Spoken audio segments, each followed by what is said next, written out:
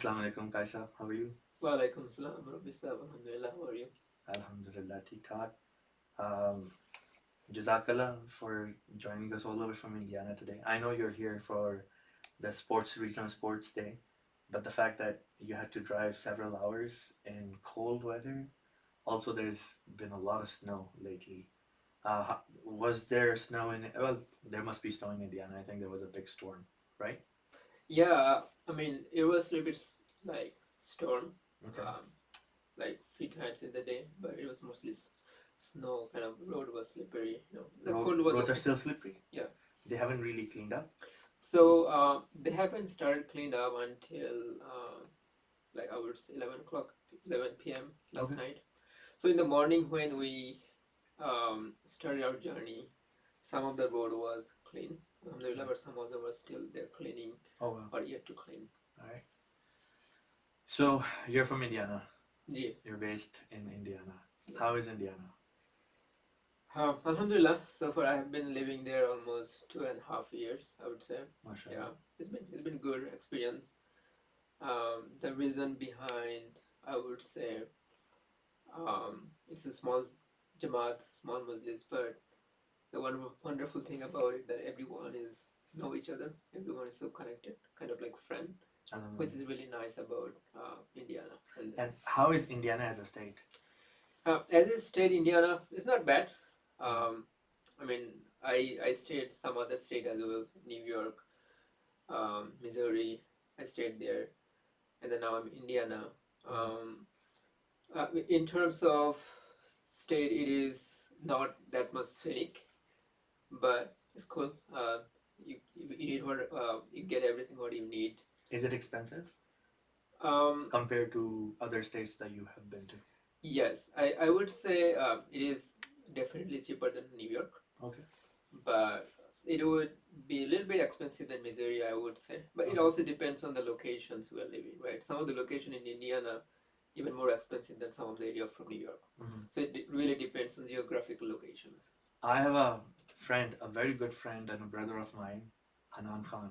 He recently moved there from Virginia. And he has been telling me that Indiana is a hidden jewel that many people are not aware of.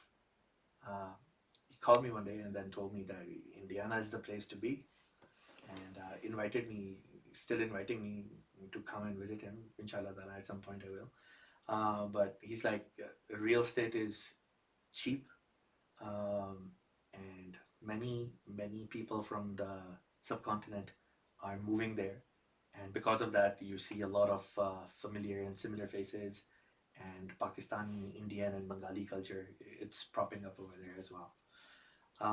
Definitely, I think something that people, especially those who are coming, uh, recently to United States of America, can consider, looking at Indiana as a possible place where eventually they can, inshallah, ta'ala, settle down.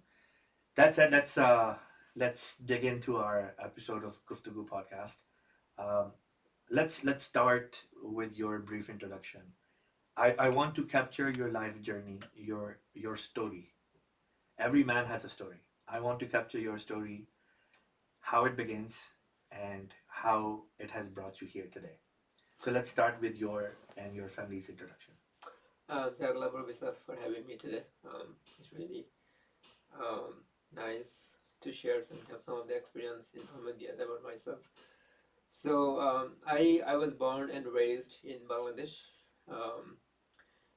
and I went to my all the primary school, high school, even college, and medical school was in Bangladesh. Where in Bangladesh are you from? So I was born in a district called Jamalpur, which is under Dhaka division. Okay. And there I finished my primary school and most of my high school, and then because of my father's employment, we had to move to Dhaka city, and there I finished my rest of my school and college, and then I went to different city for my medical school, which was Rajshahi in Bangladesh. And when I was in Rajshahi, I was studying in medical school, then I got the opportunity to have a permanent resident card of the USA. Mashallah. So that's how I came to USA but that time I was still a student, so I had to do some back and forth with permission of the immigration department to finish my study. So when I finished in 2012, 13, I did my training over there, whatever needed, and then I moved to USA. So that's basically all about how I came to USA. And about family, my father was was born and raised in the same city, same village, I would say, that I was. And he's professionally, he was a businessman. Um, and I have one younger brother. He's a lawyer, educational lawyer, but he's also doing some IT work related job. And he's also based in Bangladesh? He's also based in Bangladesh, and he's currently living in Bangladesh. Okay. Yeah, and it's just two brothers in the family, you and your younger brother? yeah, my younger brother. Achha. Yeah. Mashallah, you're married and you have kids? Alhamdulillah, I have 2 children. Achha. Two daughters. Mashallah. What about your younger brother? My younger brother has 1 son. Okay, mashallah. Doc Sahib, you're by profession, you're an MBBS doctor, mashallah. And how long ago did you move to United States? So when I got the permanent resident card, it was 2008. But I would say, as a kind of permanent resident that I'm constantly living since from 2013. Okay, so it's been good 11-12 years that you've been, alhamdulillah. Have you received your citizenship yet? Yes, Achha. I have received my citizenship. Mashallah. Are you practicing medicine in States yet? No, I have finished all the credential needed, but there is also one requirement, which is the training. Mhm. Like it depends on specialty, but that training needed, and that I'm trying to get. Inshallah, if I get the opportunity and I can finish the training, then I would be able to get a license and can practice. Inshallah ta'ala. May Allah ta'ala make it happen in very, very near future for you. Exactly. Doc Sahib, but if I'm not wrong, you were not born in an MD household. Rather, your parents and yourself, as a family, you converted. Is that true? Yes, that is true. Can you briefly shed some light on how Ahmadiyyat came into your family? Sure. So my father converted to Ahmadiyya. He's been converted to Ahmadiyya in 1997, which was like that time I was in school. We don't understand a lot of things about religion, and we just do some prayers or maybe Eid, Friday prayers. So that kind of understanding I had that point of time. And how it was started, my father was also like other Sunni Muslim in Bangladesh. And I was asking him other day that, can you just share with me like how you became the Ahmadi? He shared with me, but I wanted to get more deep into so I can just kind of make them know in future. I would like to know my root as well, how we became Ahmadi, right? Because when I was children, like I was kid, that time my family converted Ahmadi, but how it started is kind of nice to know. So my father was sharing with me that one day he was visiting to one of the store, and he was living in village, so everyone know each other in the village. So he was going one store, and then all of a sudden one of his friends, I would say, like friend, he was just hiding something, and that hiding something, he triggered him to know what he's hiding, right? Because they're kind of like He became curious. Right? And then he said, no, you cannot read it. It's a different kind of book. That person replied, he said, no, I would like to read it. I want to see it. Why you hide it? And then he said, this is about this is one about like Ahmadiyyat. And my father asked him, can I take this book? So he took the book, and the book name was Mahashu Shangad in Bengali, right? And he read this book, 2 of the book. What's the translation of that? Right. I wanted to research on the book name, but I didn't. If you were to translate it in English, just the name itself, how would you roughly translate it? Right. So it means like big good news. Like. Okay. The good news about. Okay. Yeah. Okay. Yeah. Continue. Right. And so he read both of those book, and then he thought about it. And so one day, there was, in the village, many people he knows. So one of elder person he met, he said, I read this book from that person, and what do you think about it? So that person replied, oh, I know about this for many months already, but good thing you read it. So what do you think about it? And then my father said, no, I think this is the true Islam because the way it presented, and I feel like this is the true Islam. So then, my father inquired that how the book went to those persons. So he asked him, how did you get this book? And then he called one person. He was actually doing tabligh in my village. So that guy, whenever he learned that my father wants to know, that guy just right away came on the same day. Wow. And then they had like nice conversation about all the whatever question he had, whatever information he needed. After the conversation, I think that he had like few setting, tabligh setting, and then he decided I'll take Ahmadiyyat. And then they were ready to go. And there's small extra thing which was I feel like it's important to mention as well. So one day he said, "Oh, let's go to that day to Dhaka, which was the center of the Ahmadiyya Jamaat in Bangladesh." And on the same day, he got very severe abdominal pain, so he couldn't make it. And then they rescheduled another day, and that day he also became sick. So I think with like 3 attempts, I think he failed. And then, but what was interesting to me, like, in the village area, sometimes people, whenever they hear any news, and they, at the same time, if there any bad thing happen, they're kind of back up from that. They become superstitious. Yeah, right. Yes. But my father was still curious about it, even though he was really, really sick. Yeah, I think he was mentioning that he had appendicitis pain, which is really severe pain. Yeah. But he was still convinced on that news about Ahmadiyyat, and he still stick with it. So it appears like it was a test from Allah Ta'ala for him. That's to what see I thought. If he's genuinely serious about Ahmadiyya. Wow. Yeah. Okay. And then he went to the center of the Ahmadiyya in Dhaka, and then he converted. MashaAllah. Yeah, and you mentioned about challenges. Yeah, definitely there was challenges that time in Bangladesh. So when he took the bayat in Dhaka, and then he went back to our village where he was living, and my father, first person he mentioned about it was his father, my grandfather. And my grandfather was also like kind of the person, he was not doing regular prayers, right? He was just doing Friday prayers or maybe Eid prayers, right? That kind of religious. So, and he did not say anything, and my grandfather's response was, okay, do research, whatever you think good, just do it. But by the time, my grandfather also noticed that there are a lot of changes happened to my father because of Ahmadiyya. Because my father used to do only like Friday prayers or maybe 1 or 2 prayers here and there. But after Ahmadiyya, he would pray regularly, 5 daily prayers, right?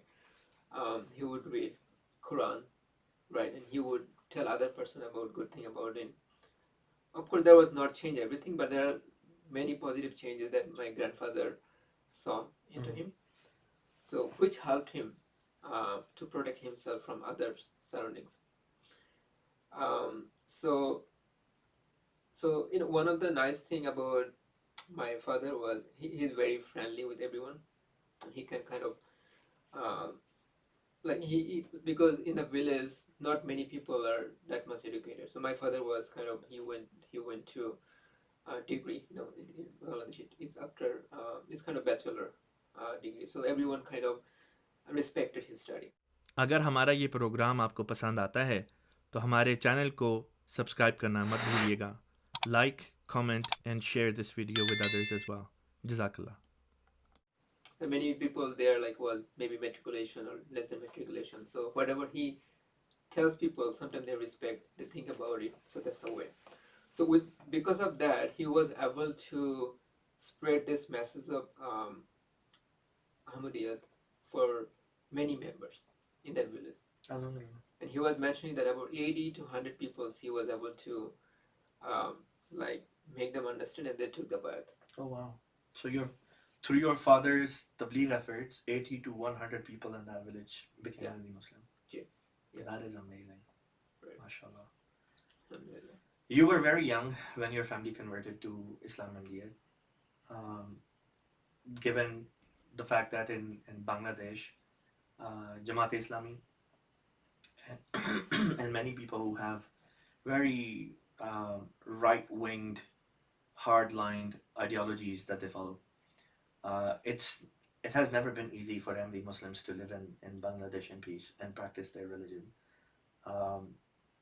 When you were a child, growing up in Bangladesh, a young child, and now coming from an Ahmadi family, did you personally face any type of discrimination or persecution growing up in that society? Oh yeah. There was. It started when we, like, very beginning, like when I was in school, even in primary school, I would say. I'm in high school that time because it was 97. So what happened, like when my father took the bayat and he was spreading the Ahmadiyya.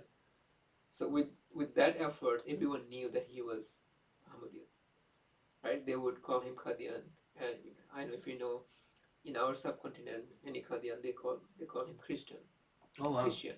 I don't know about Pakistan, India, but they would call him Christian. In Bangladesh, Yeah. Ahmadis are called Qadianis, and by word Qadiani, they refer to us as being Christians. Christian, yeah. Because we believe in a Messiah. Yeah. Okay, all right. And so as children, like we would pray with my father, I would do azan and pray together. But when we come to the play, and if there's any argument when we're doing like in cricket or football, whatever we're doing, any argument would happen, other kids would call me Christian. Oh wow. Oh, you're Christian, go there. So that would really bother me growing up. And it happened many times. And this is, even in Pakistan, and this is a very sad thing that in Pakistan, being a Christian is something which many people look down upon, as if a person becomes untouchable, God forbid. Right. Allah Ta'ala has created everyone equal. It doesn't matter whether you're born in a Muslim household or a Christian household or a Jewish household or a Hindu household or even an atheist household. As far as our humanity is concerned, we're all equal. It reminds me of a very wise and beautiful statement of Hazrat Ali, radiyallahu ta'ala anhu, the fourth Khalifa of Rasulullah sallallahu alaihi wasallam. He once said that either you're my brother in faith, meaning if you're a Muslim, then you're my brother in faith, or you're my brother in humanity. Like if you're not a Muslim, that's fine.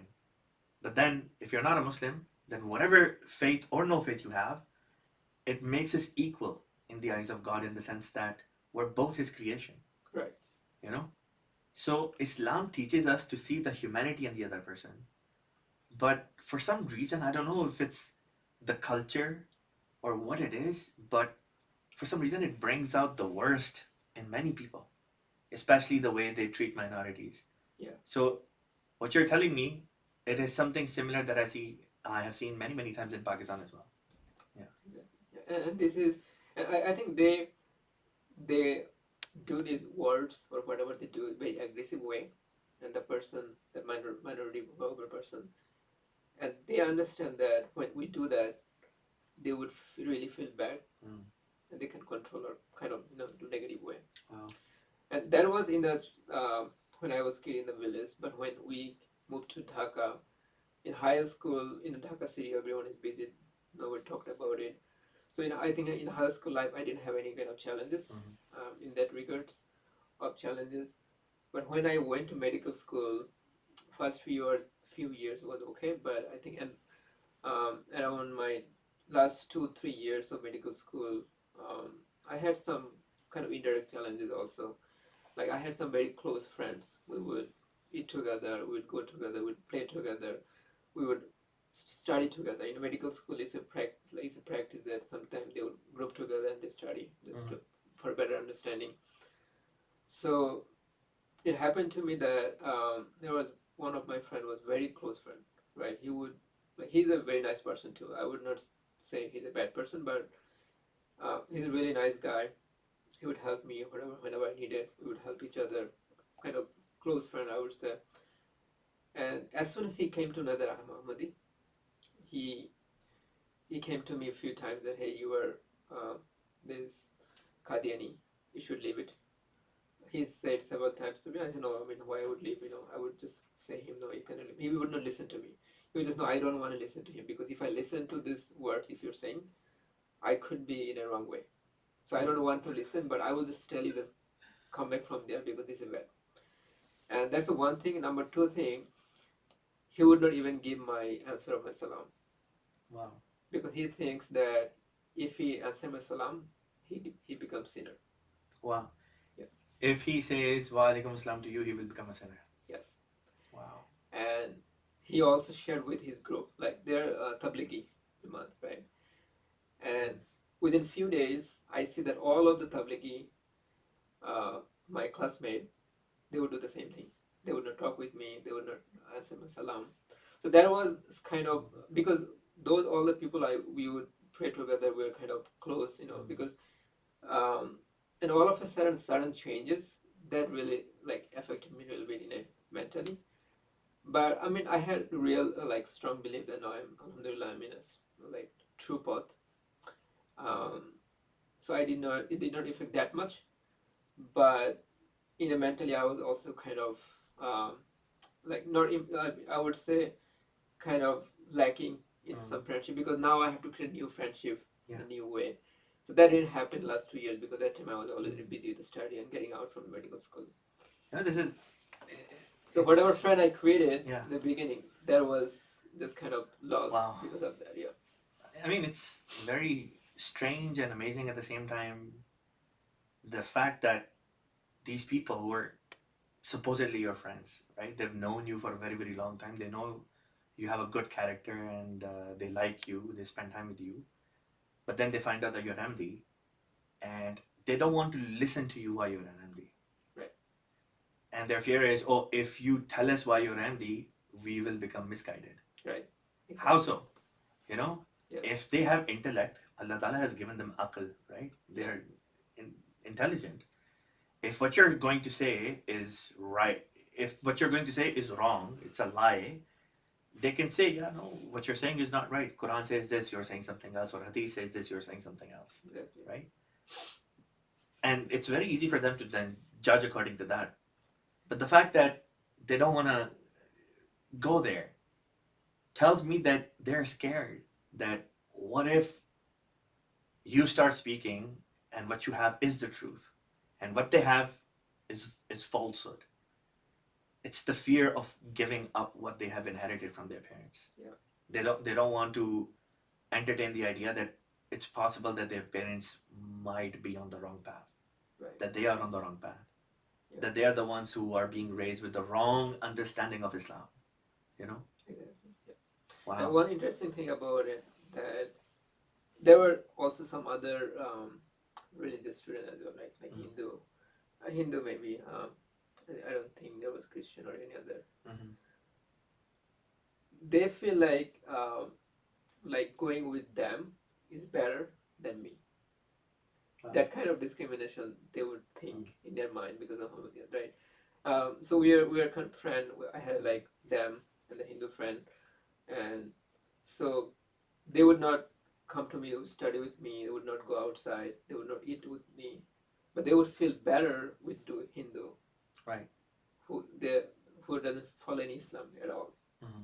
So that kind of their thinking is that, I mean, they don't think, and as you say, that the fear of the truth. Yeah. If they know, then they will be. It will be threatening their parents, their grandparents, what they would believe, and their. So that's the same thing, I mean, it happened to my friends as well, I would say. Yeah, that's a little bit challenges was in kind of Bangladesh for me. And there are many other challenges happened to many, because I was still kid, so, but our older, like my father or other Ahmadi members, they were in danger, like they threatened them, they wanted to. I think there are many things happened with my father. They gave him pressure. Like he had a business in one city, so they said you have to leave this Ahmadiyya. otherwise he cannot stay here. Wow. So he had to leave that business from the city to another city.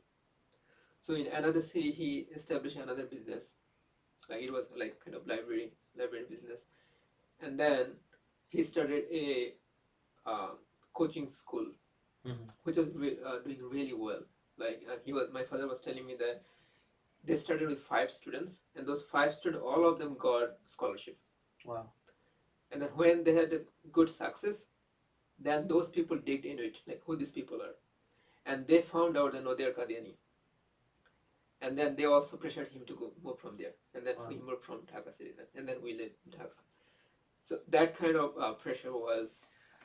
So they don't even let us live in peace. They don't even let us earn our livelihood in peace as well. Yeah. Wow. Right. And they, in my village, they, there was a mosque. We would go there. I mean, I went many times with my father. And they broke this, the mosque, and they beat the people who were, I think the Murabi was also, they were beaten there.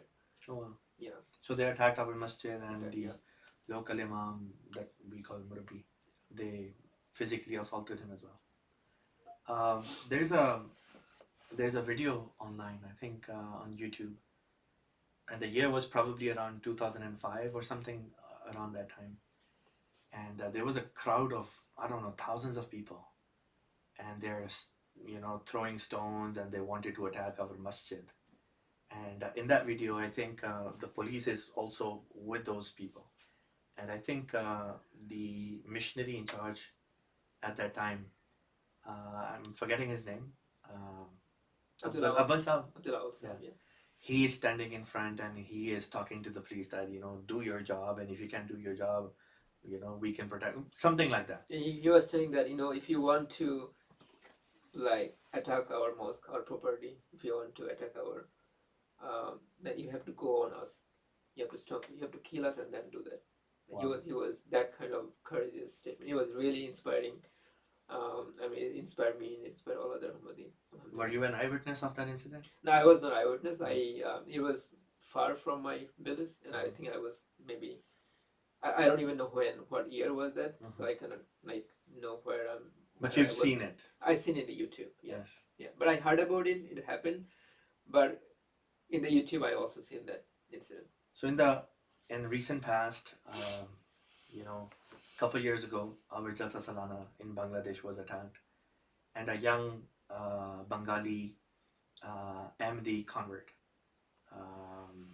was killed. A young man who had converted, I think, a year or so, or maybe just a few years earlier. And he was killed while he was doing security duty at Jalsa Salana. And then this year, again, many such incidents took place when Sheikh Hasina's government was toppled. The Tablighi Jamaat individuals and many others. They took it as a free hand, and they just started looting and robbing, and they basically went on a killing spree. Many MD homes were burned down. Mosques were vandalized. Jamia was attacked, Jamia Ahmadiyya, Bangladesh, where our Murabbiyan are trained, and as a matter of fact, I think some MDs even lost their lives. Yeah. The persecution is increasing. It's not going down. It's increasing in Bangladesh. What do you think about that? Oh yeah, this is, and I would have to add also, like, there was a storage room where they stored all the Jalsa equipment. Yeah. They burned everything there. Wow. It was thousands of,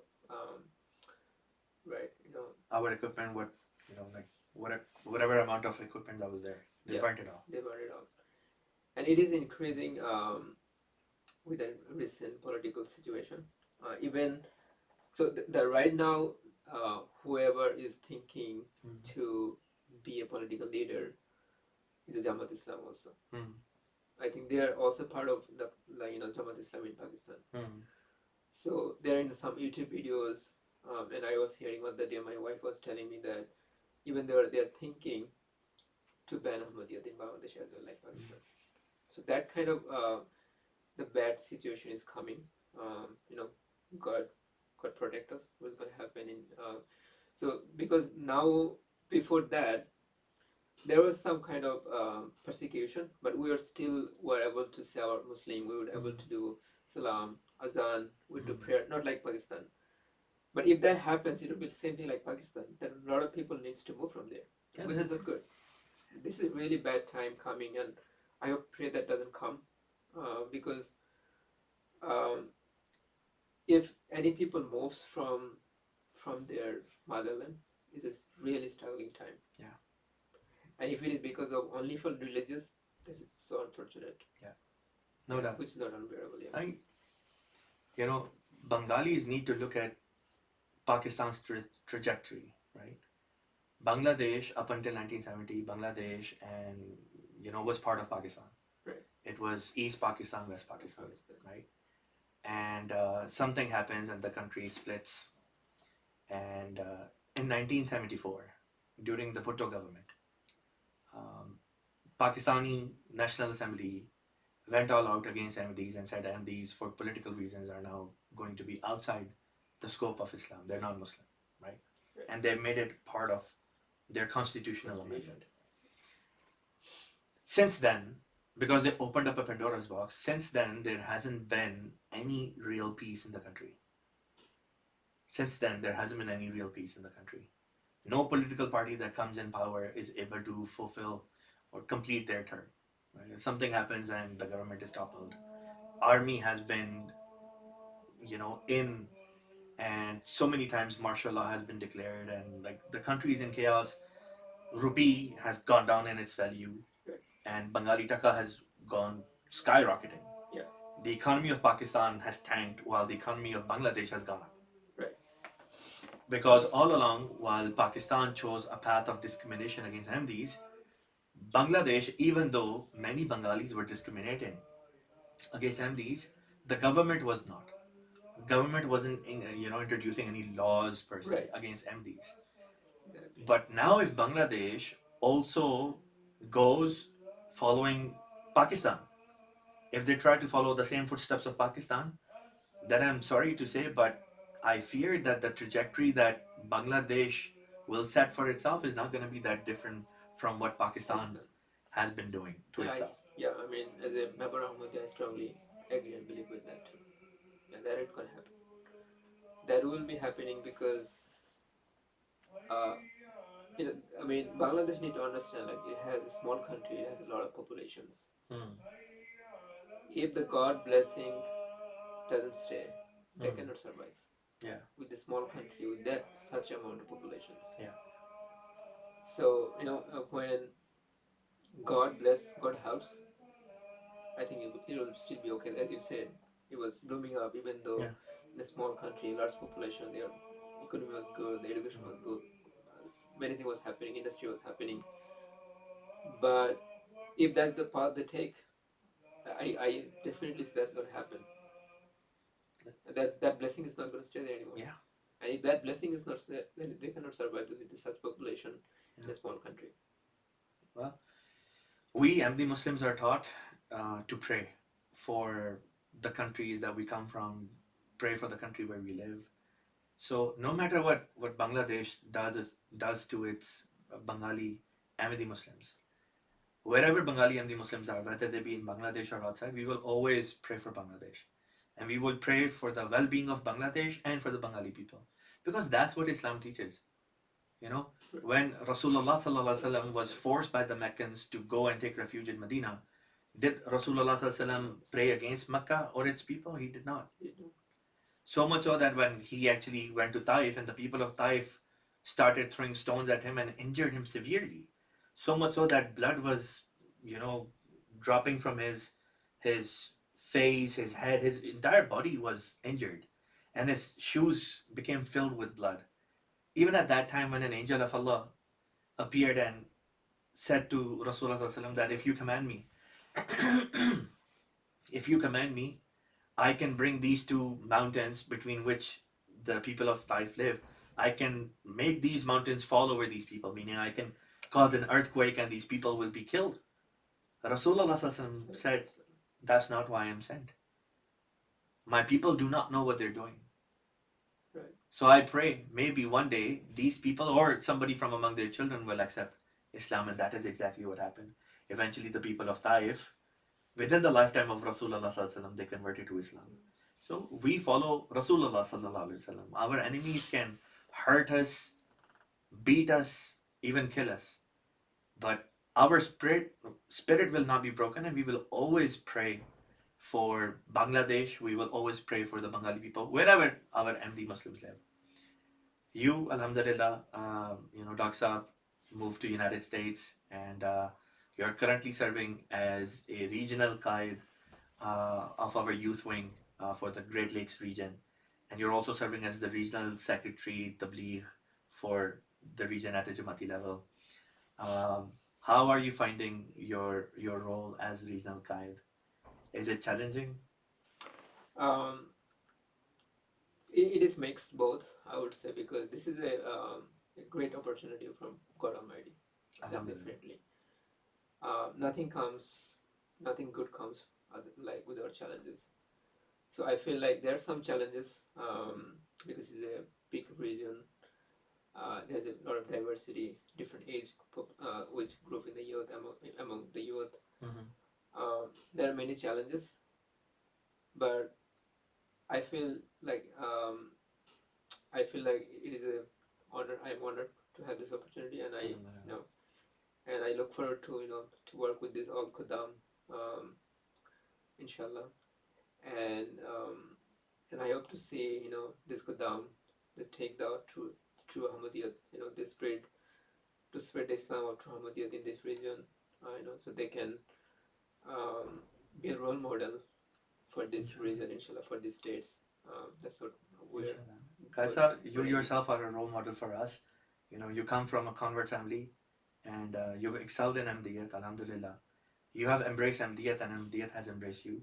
And I sincerely hope and pray that all the Khuddam and the Atfal in Great Lakes region extend full support to you, you being our new regional guide.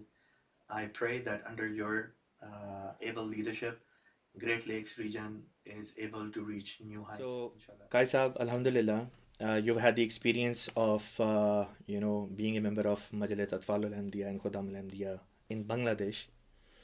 And then here in the United States, and you're currently serving as our regional guide, serving as a member of the National Majlis Amla. How are the two majalis, Bangladesh versus USA, in your experience and observation? Right. Alhamdulillah, in the USA, I would say I have more experiences than Bangladesh, but I still had some exposure in Bangladesh as well. So in my village life, I did not have that much exposure to any Khuddam or Atfal because the mosque was far and there was not that many activities. So when I moved to Dhaka city, and that time involvement, I used to go to Istama, right? Istama, whenever the Istama happened. And in Bangladesh, the most responsibilities I did from Khuddam side was as a member of medical team. So because that time I was in medical school, I would be always in health team and I would help, in Jalsa or Istama, in any capacity I would able to do. Otherwise, in joining Istama, in terms of office, I did not have, because I was still kid that time. Right. But whenever any special help needed, I would try to go and join them. So that is all about in Bangladesh. But alhamdulillah, in the USA, I was able to help in Atfal al-Ahmadiyya and then local Khuddam al-Ahmadiyya Indiana and the USA, regional level. The Khuddam al-Ahmadiyya experience, before serving Khuddam al-Ahmadiyya, I was more exposed to Jamaat level, like right. Jamaat, Tabligh, or Ristanada. And I was not that much involved in many activities of Khuddam al-Ahmadiyya. Mm-hmm. But when I became involved, then I saw that Khuddam al-Ahmadiyya is more dynamic. It's more lively than I would not compare with Jamaat because Jamaat has different perspective, Mhm. but it is more lively. Like if we become involved with Khuddam al-Ahmadiyya, you will see that you are having fun, you are doing a spiritual thing, everything is there, It's wholesome. wholesome, Yeah. which is not present in Jamaat level. Jamaat level, there are some other activities, but Right. only thing you can experience, and that what I have been experiencing, alhamdulillah, which is really nice. I'm enjoying so far. I'm assuming you must have attended many, national Khuddam Ijtimaat here in the United States. You attended the recent Khuddam Ijtimaat that happened, I think, in October, Yeah. not too long ago. Yes. How was that experience? Oh, alhamdulillah, it was really nice experience.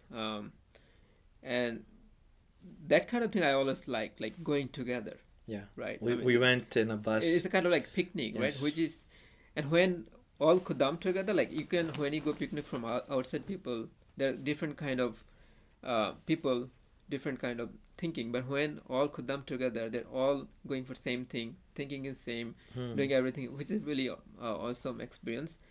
And I think it was also, I would say, relaxing. Alhamdulillah, we were together. I even released a vlog on our national Ijtima experience, Right. traveling together with 50 plus brothers and going all the way from here and then making stops in Columbus and then off Yeah. to Maryland and then coming back as well, spending 3 days over there.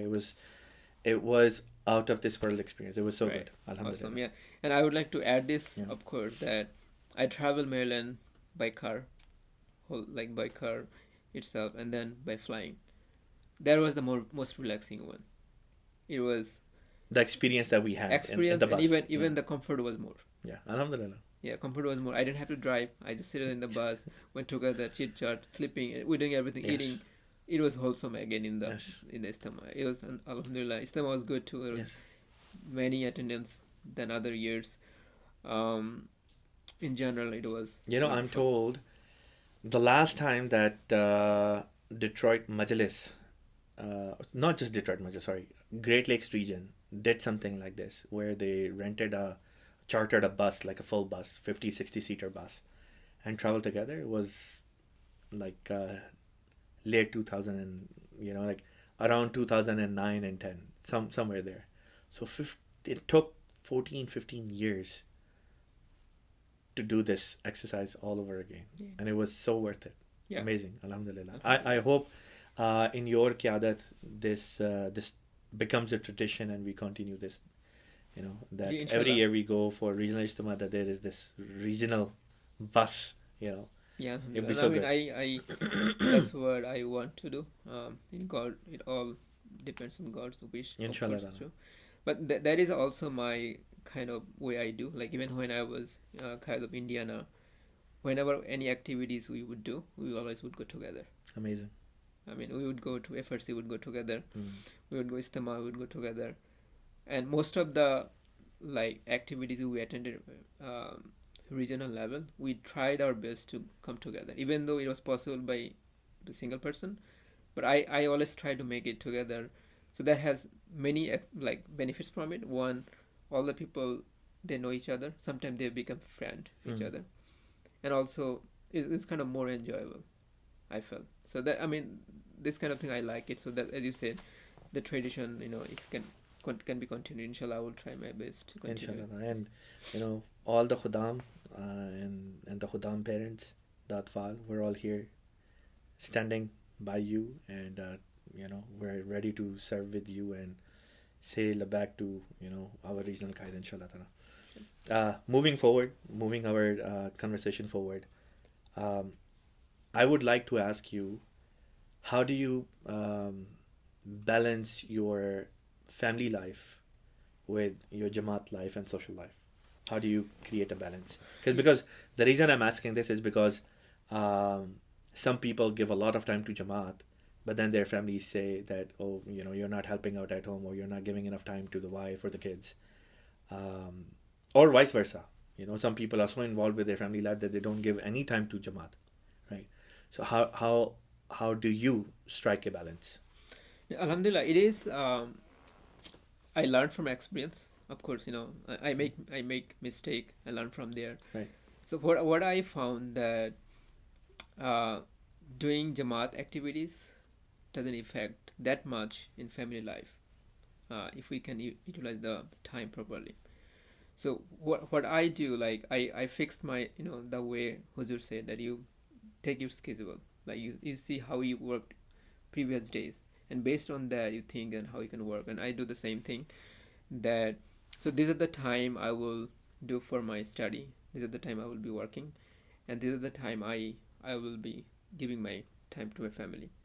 So, and how I find that time, which time I need to give family, and I learn from that my children, when the children is free and they want me to give them time. So I find those time always kind of make available, and other times I try to do my other works, like Jamaat works or my business works that I do. So that's where it's kind of fulfill and balanced the all activities I'm doing. And in terms of family, so what I do sometimes, even though for small groceries, I can do by myself. I can just go by myself and pick up in 30 minutes, right? But what I try my best, that I like to take everyone together. So that time, even though I'm doing grocery, but we're staying together. Mm-hmm. Very interesting. So that really helps me as well, because sometimes is also I like to stay with them as well. Like, Very good. kids are nice. They give me fun, right? Alhamdulillah. Really awesome thing. Can I? with kids. I want to ask you a question. Sure. On a side note, does your wife know how to drive? Not yet. Okay, I have a very interesting story to tell you. Our, in 2016 we had Maulana Naseem Mehdi Sahib Marhoom as our Naib Amir and missionary in charge. Maulana Naseem Mehdi Sahib Marhoom used to serve as Amir Jamaat and missionary in charge in Canada as well for the longest time. And, he had many qualities, mashallah. One day I was sitting with him and I remember asking him, how he had a very prolific, very busy schedule, right? He was a very famous Murabbi, plus Amir Jamaat, missionary in charge, and he was also very much involved in Canadian politics, representing Jamaat and creating contacts with politicians and whatnot. So I asked him, how do you balance your work life? And he said to me something which was very, very interesting. He said he told his wife not to learn how to drive on purpose. And I was like, that is strange. He said, that way I am forced to take her for groceries. And Exactly. that is my time that I get to spend with my wife. That's really happening to Yeah. me as well. No, it But is. I'm not going to suggest that you don't get your wife to learn how to drive. I think in this day and age, learning is very, very important. So do make sure that at some point your Begum Sahiba learns how to drive. No, of Yeah. course not. Sometimes like I have to travel a lot, I- and that time I get worried about it. Like, if my wife could drive, Mm. if something happened, she could help, right? Yeah, So absolutely. that's extra pressure is always me. So if she can drive, that helpful. Yes. But that definitely, not.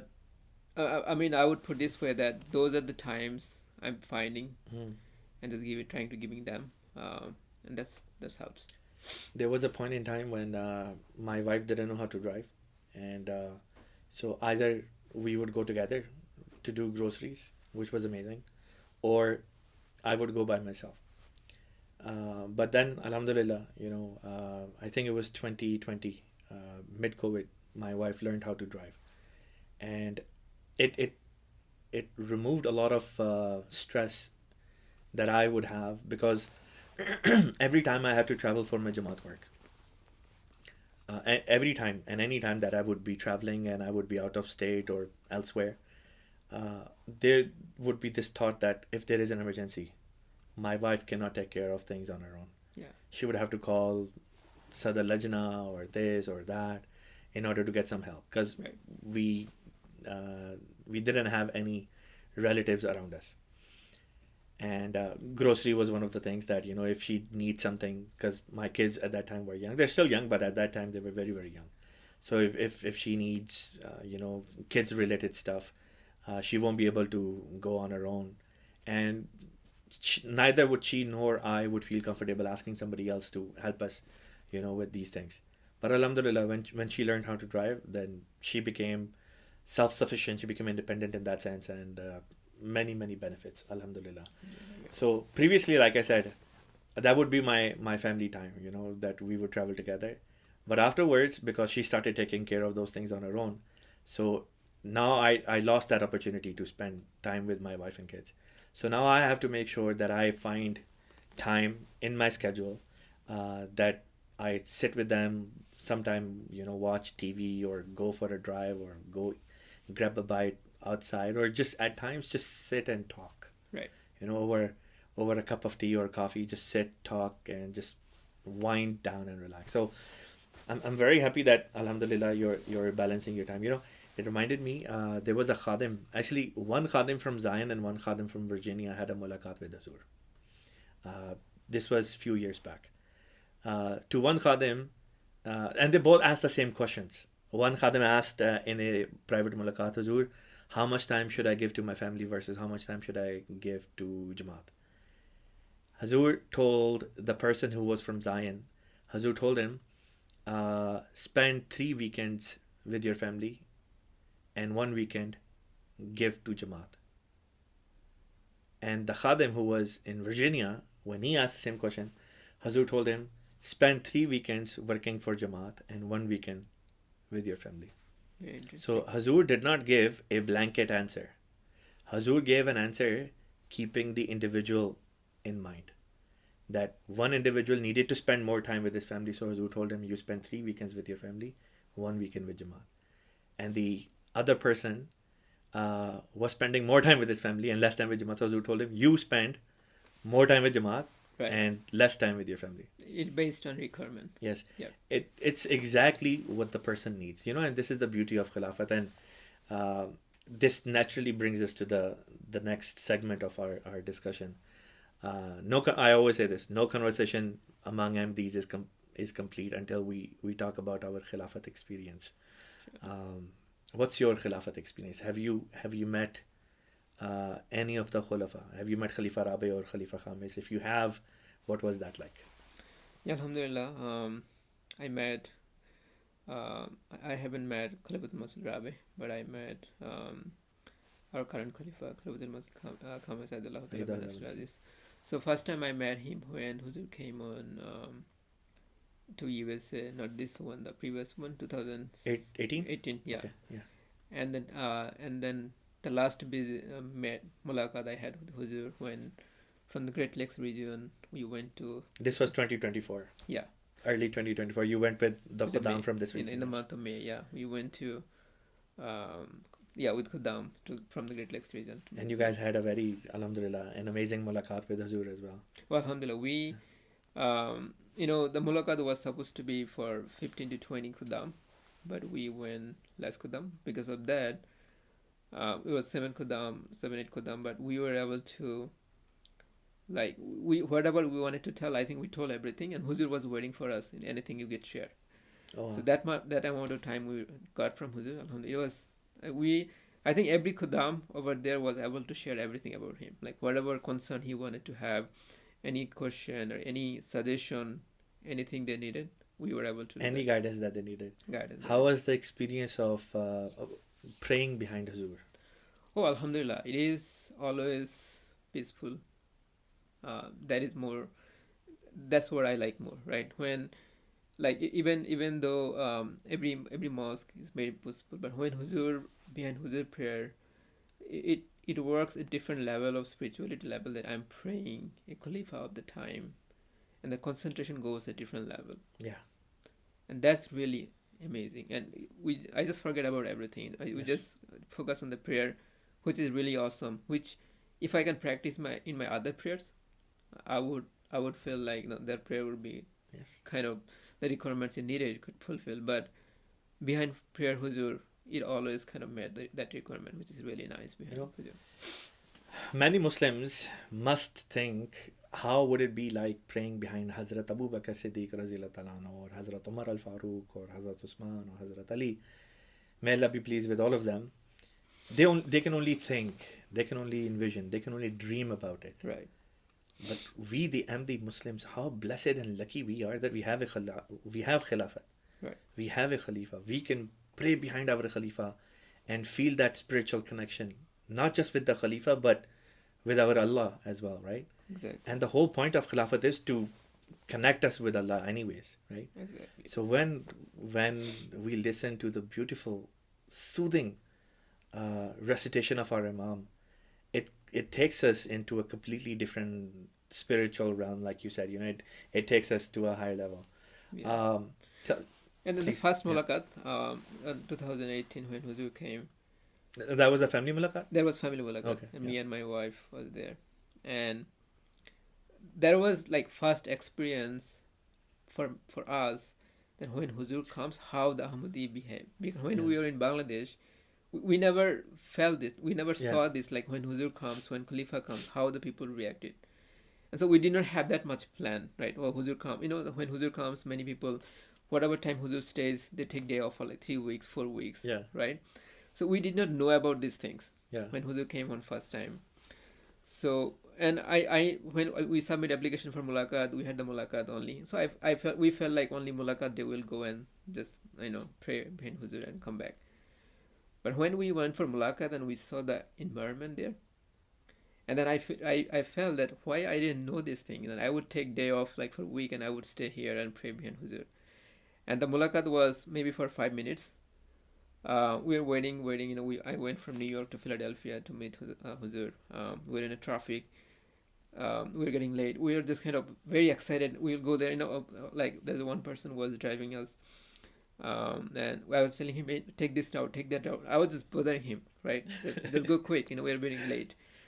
And all of a sudden, that 5-minute mulaqat was like, kind of like I felt like it was kind of few seconds. Yeah.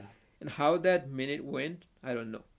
And when I take out, then I felt like, why I didn't say this thing, Huzur? Why I didn't say this, Huzur? I could have said this. I could have. It was kind of. Then I felt like I missed everything. Yeah. So that was really awesome experience. Like when meeting Huzur first time and seeing him in person, it was really awesome. And both of us still remember that time. It was first mulaqat for us in a khulafa of the time. It was amazing, I would say. Alhamdulillah. When I had my mulaqat with Hazrat Khalifatul Masih Khamis Sayyidullah Ta'ala, oftentimes it would happen that I would forget. When you're sitting in the presence of Khalifatul Masih, it is so awe-inspiring, and at times even very, for MDs, it could be very, very nerve-wracking that you're sitting in front of man of God, a representative of Allah subhanahu wa ta'ala, the Khalifa of Allah, the man who's representing Rasulullah sallallahu alaihi wasallam and his Masih Maud alayhi salatu wasalam. It's a very big deal for us Ahmadi Muslims to be in the presence of Hazrat Khalifatul Masih. So it's natural that we get nervous and we forget. Yeah. It has happened so many times that my mind has gone blank, and I wanted to ask so many things and I forgot. Yeah. So then somebody gave me a very good suggestion. They said, next time you go, keep a pocket size, like a sticky note or something in your pocket, and keep that in your left hand, right? And as soon as you go and you meet Huzur and Huzur tells you to sit down, have it in your hand and just go over the items one by one. So I did that. Now every time I go for personal mulaqat, I always make a list of things and I keep it in my pocket. But the key is, remember to take that out of your pocket. Don't forget that. Yeah. Right? Right. So another interesting thing, like I understand Urdu, but I cannot speak that much. But my wife, she can speak Urdu. Oh wow. So when we went mulaqat and Huzur, I think whatever I was, Huzur was asking me question, both of us, and I was answering in English. My wife was answering in Urdu. And then what happened, Huzur, when saw that she's speaking Urdu, and he was always speaking with my wife, and I was just trying to get the distraction. So that was really nice. And then I felt like, why I didn't know Urdu, Good. No, mashallah, sometimes, without me even knowing it, sometimes, because my first language is Urdu, so it has happened to me that while talking to you, sometimes I just start speaking in Urdu. right? And then you would tell me, Imam Sahib, you're speaking in Urdu or something like that, and then I'd go, oh, okay, I have to switch to English. How good is your Bengali still? I know it's been several years since you moved out of Bangladesh, so your spoken Bengali is still as good as it used to be back in the days? Oh yeah, because we in house we speak in Bengali with my parents. We are always speaking in Bengali, so it's still same. And are you also teaching your kids Bengali, or? I mean, yes, and Good. that I want to, because from my experience, what I've learned, it's always good to have the skills of having multiple languages. Absolutely. This is really, I mean, it helps in every aspect of life. Absolutely.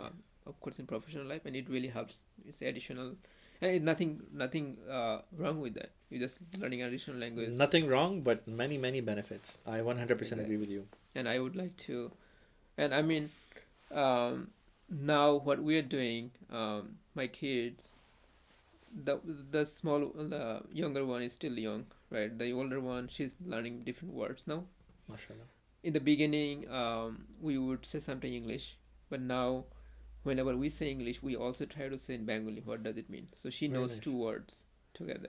Amazing. So she sometimes says, I want that. And if we do not respond, then she will say in another language too, I want that. In a Bengali. So this is good. How old are your children? So my elder daughter she's almost 3 Acha, mashallah. years old, and the younger one is 6 months. Oh wow. All right. They're too young right now. Yeah. So I was going to ask, how are you raising your children in the West, but keeping the fact that they're very young, 3 and 6 month old, what are some of your goals in raising your daughters in a Western society that has so many ills, right? So many problems. How are you planning to raise your daughters? Yeah. So, inshallah, of course, we have many guidance. My elder daughter, she's Waqf now. Mashallah. Of course, our plan is go with the Waqf now, whatever guidance from the Waqf now department. That is, of course, the first one. And for our audience, can you explain what Waqf now is? So the Waqf now means like when kid was not born, is in the mother, and then we give the children for the service of God. Dedicate them. Yeah. And we submit that application to our Khalifa of the time, and if he approves, then she become Waqf now. And then we have to renew when the kids become elder, like I think 18 years old and then 20 years. So then they do rededication on their own if they want to continue. Exactly. And this is done keeping the legacy of Hazrat Maryam alayhi salam, the mother of Hazrat Isa alayhi salam, and how Hazrat Maryam's mother and her father, of course, how they dedicated Hazrat Maryam before she was even born. Yeah. And so keeping that legacy alive in Jamaat Ahmadiyya Muslima, Ahmadi parents to be, like you said, before the child is born, we write to our Khalifa that, this is our desire, that we want to dedicate our child. And then we try to raise our children in a very specific way so that they're raised with the mindset, with the values that their purpose in life is to serve Islam Ahmadiyyat and humanity at large. So that whatever profession eventually they go into, they are able to serve humanity, inshallah. And another extra thing we are doing this, I think, which really I enjoy, that we are teaching all the important things of the Ahmadiyyat, like Huzur. She can identify Huzur in any picture. Oh, that's amazing. TV, even she can sometimes hear the voice and they can say Huzur. Amazing. Right? And she already knows about namaz. Alhamdulillah. Oh wow. Yeah. 3 years old, and wow. And sometimes what she would do in the further time, like we try to put them early to sleep, and she would wake up early, right? And it's already dark, right? She would call me and say, "Now it's namaz time," right? Amazing. Because she wants to get out from the bed. That's her intention. Yeah. But how she does the technique, she's just saying after the namaz, right? Yeah. That we try to do, and we also, try to do different thing. Before eating, Bismillah Rahman Rahim, we try to learn those. So the thing is, if we just keep learning the small thing, and it just stays in their mind for forever, because this is the time. If anything is in, we can teach them. It stays forever. So that's what our goal is. As much as we can, just what I've learned from what you're sharing is that kids do what they see their parents do. Exactly. So if you're practicing Islam Ahmadiyyat in your life, your kids will follow that too. They'll pick that up, right? And we start from the very first day, just like how Holy Prophet ﷺ has taught us that when a child is born, you say azan in one ear, you say the iqama in the other ear, right? So worship of Allah Ta'ala and the concept of God and Islam and spirituality begins on day one, as soon as the child is born. Right. So some people, in this day and age think that, we'll teach about religion to our children when they are old enough, not in their childhood, as if to say that religion is, God forbid, something bad. We teach our kids language, we teach our kids how to read and write, we teach our kids how to play, we teach our kids how to do all these different things. But when it comes to religion, why should we not teach our kids from the very get-go? Right. So it's very, very, very promising, and alhamdulillah, very, very good to see that you, as a parent of young children, that is your focus. And alhamdulillah, it's amazing how your daughter is picking it up. Even at the age of 3, I'm amazed. No, even in the May, she was like 2 years old. Wow. And I went to UK for almost a week. And before I went there, like, her mom told her, like, your father went to meet Huzur. And every time my mother would ask, what is your father? She went to Huzur. Wow. My father to Huzur, That really, I really like that. No, it's so cute. Experience. Yeah. Very nice. So cute. Kaisa, what do you do for your personal relaxation? Hobbies, any leisure activity you like to do? Personally, I like more sports. Okay. Like any kind of sports activity I enjoy more. But nowadays, because of the schedule and everything, I feel like giving time to Kudam, I'm enjoying more.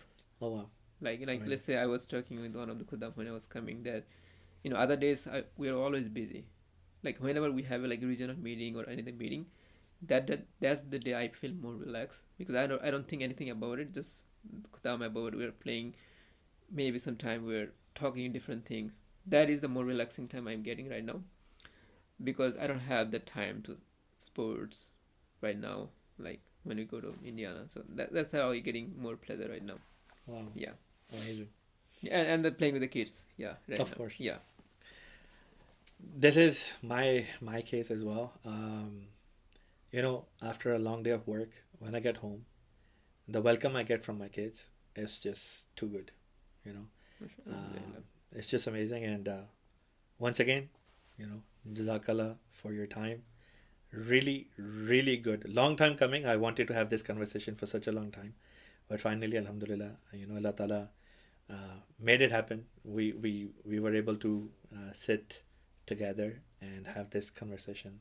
So once again, Jazakallah. Any parting thoughts you have? No, Jazakallah, Murabbi for having me again. No, it is your intention. The question was always the good question. It always also, I feel, to share the good thing from my mind, and I also enjoyed the session. Jazakallah, Kaisa. You are amazing. Inshallah Ta'ala, we'll do a follow-up conversation, inshallah Ta'ala, in a few months. By then, you would have been regional Qaid, inshallah Ta'ala, for almost a year. So many more, hopefully, stories related to Khudam you'll have, and then I'm sure our audience would love to hear those stories at that time. And I hope all the positive thing comes. Inshallah Ta'ala. Inshallah. Jazakallah, Kaisa. Zabardast. Zindabad. Muhammadur Rasulullah.